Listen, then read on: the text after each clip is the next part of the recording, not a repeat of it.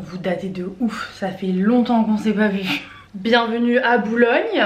Ça va vous? Moi ça va. Je vais chercher un trépied, non? On fait les choses bien. J'ai changé d'endroit parce que le problème quand je vous prends dans ma cuisine, c'est que le cadre il est pété quoi. Genre vraiment il y a juste un mur blanc alors qu'ici il y a un peu plus de déco. Il y a mes doudous aussi. Attendez. Oh, ah non. Ah non, pas possible. La caméra me dit qu'elle a plus de batterie. C'est fou hein, je crois vraiment que YouTube il veut plus que je poste. Parce que vous savez pas, mais j'ai tourné des vidéos en fait. Je les ai juste jamais postées. Du coup je vous ai demandé de me poser des questions sur Instagram. J'en ai pris quelques-unes qui abordent un peu des gros sujets et je me suis dit qu'on pouvait un peu parler ensemble en fait. Aujourd'hui je suis en télétravail, on est actuellement sur ma pause déj et ce que j'adore dans mon travail c'est que ça me permet de jongler entre tout.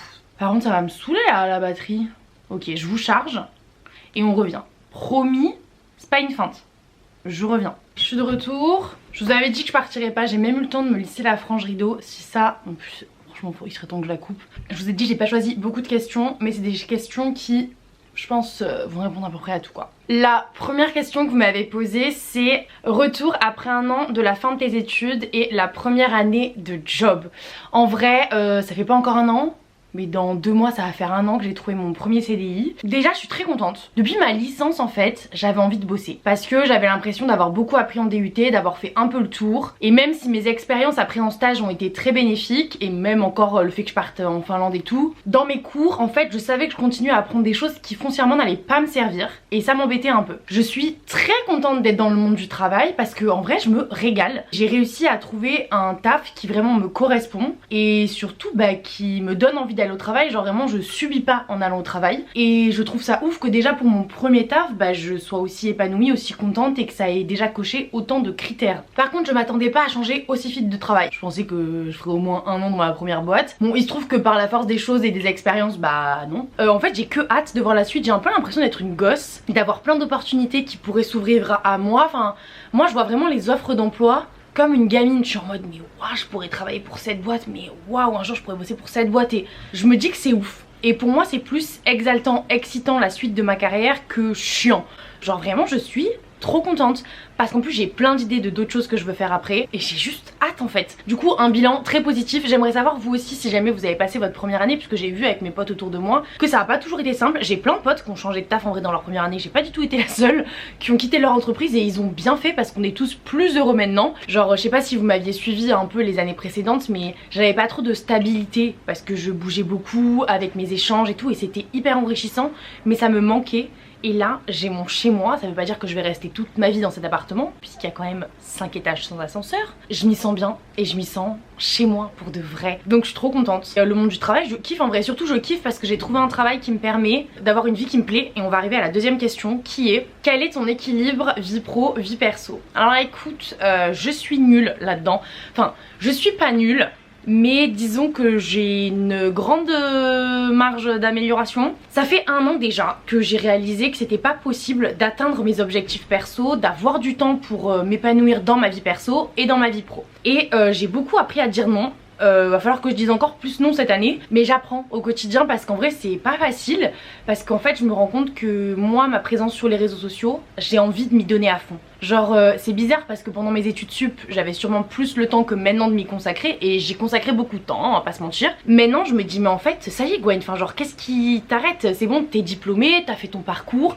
t'as de l'expérience, mais donne-toi à fond ma grande. En gros pour vous contextualiser, depuis que je suis revenue en France, j'ai rattrapé du temps avec mes proches parce que j'ai voulu être là à tous les événements, avec ma famille, avec mes potes et c'était trop bien. J'ai eu une vie vraiment je trouve hyper enrichie socialement parlant. J'ai dit oui à toutes les opportunités, j'ai beaucoup vu de gens donc ça c'est top. J'ai un peu des fois délaissé les réseaux même si vous le voyez pas parce qu'en vrai je poste quand même beaucoup, mais moi je vois que par rapport à ce que je peux faire et ce que je peux donner, je suis pas au max et en vrai ça me mine. J'ai l'impression des fois de le prendre à moitié au sérieux alors qu'au fond je sais que je veux que ça marche. Je veux dire ça fait 5 ans que je produis du contenu et c'est vraiment un truc qui me plaît en fait, et sans parler de ça marche pas, genre moi j'ai envie d'être foncièrement fière de ce que je fais. Et par exemple mes vidéos YouTube, je sais que j'en ai parlé à mon entourage, je me suis dit moi j'aimerais avoir une monteuse quoi, j'aimerais avoir une monteuse ou un monteur d'ailleurs, pas pourquoi je dis une monteuse, parce que j'ai rencontré une monteuse hyper sympa. Je sais que j'aimerais faire un truc vraiment plus pro, j'ai vraiment plein d'idées et j'en ai marre de toujours me cantonner à mon petit truc et pas penser qu'en fait je peux vraiment faire grandir ma communauté, ce que je propose, parce que des idées j'en ai en fait, et j'ai pas juste envie de les proposer à des entreprises, j'ai envie moi aussi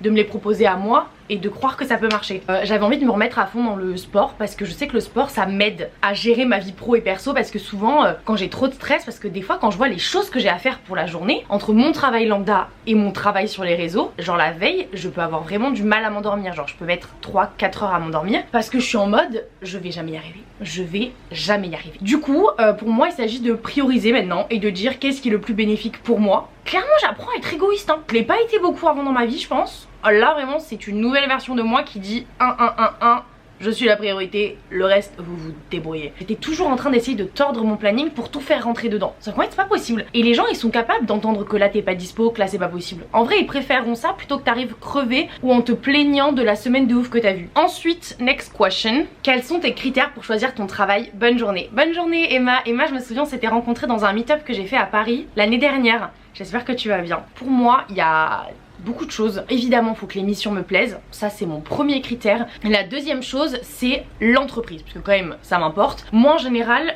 j'aime bien travailler pour des entreprises qui me font kiffer. Mais attendez, non ils croient ils sont au concert ou quoi à côté? J'ai dû fermer les volets là. En deuxième du coup c'est l'entreprise. L'entreprise, est-ce que elle me fait kiffer? Est-ce que je la connais? J'avoue que moi pour l'instant j'aime bien travailler pour des gros groupes. Donc si je vois un gros groupe ça va jouer, mais je m'arrête pas au gros groupe, je suis pas bête. Je vais voir les avis sur Glassdoor, je vais voir s'il y a des vidéos YouTube genre une journée avec un employé, je vais voir les avis, je vais voir s'ils ont des mentions RSE, s'ils ont des mentions bien-être au travail et tout. J'épluche leur LinkedIn, vraiment je fais un benchmark sur l'entreprise pour voir si on a l'air de s'y sentir bien. Parce que au-delà de la renommée de l'entreprise, c'est super, ce qui prime quand même c'est le bien-être au travail pour moi. Donc je préférerais travailler dans une entreprise moins connue, plus petite, mais dans laquelle je me sens bien, plutôt qu'une entreprise hyper connue, et j'en connais qui sont connus mais dans lesquelles on se sent pas bien. Donc ça c'est non. Les critères pour le travail c'est quand même aussi, est-ce que je pense que ça va m'amener vers une carrière qui me plaît? Est-ce que j'ai l'impression que ça va m'apprendre des choses dont j'aurai besoin pour la suite de ma carrière? Le salaire, ah mais faut être payé hein, moi je vais pas au travail pour faire du bénévolat. Donc le salaire ça compte hein, j'ai refusé des postes où clairement je ne pouvais pas suivre avec mon loyer, de la bouffe et tout tous les mois. Et après moi j'ai des critères un peu en plus du genre, est-ce que c'est une boîte internationale? Parce que ça me fait kiffer, vu que je sais que moi j'aimerais peut-être repartir dans un futur loin, proche, j'en sais rien, on verra ce que la vie me met dessus.